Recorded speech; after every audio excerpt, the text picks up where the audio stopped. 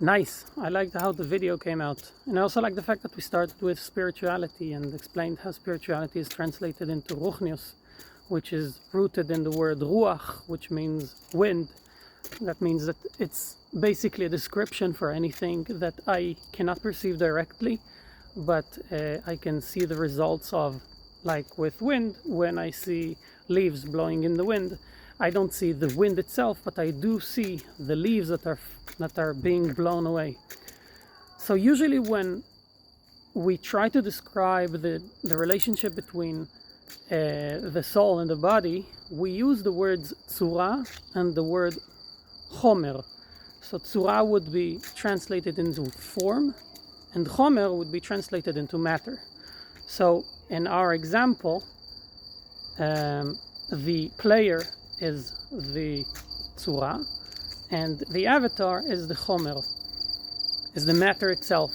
So in a different example, say I'm a potter, I can take a lump of clay and then form that. I will apply a certain form to that clay and reshape it into any kind of pot that I want.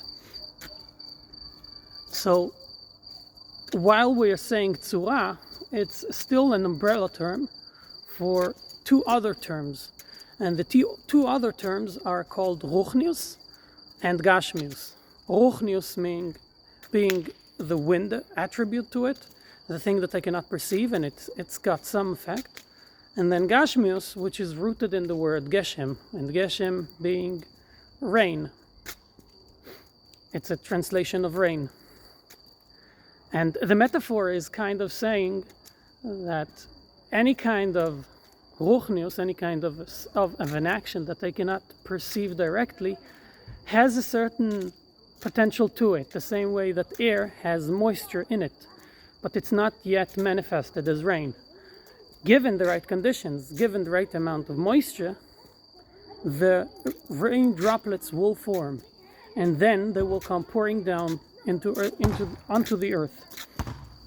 So by following this example and applying it to a game analogy, say we have in an RPG, say we have an avatar, and the avatar is in a certain state, and then I can accumulate experience points, and these experience points don't really make a direct effect on the avatar, nor to my skills as a player. However, if I collect enough under the right conditions, I will be able to level up.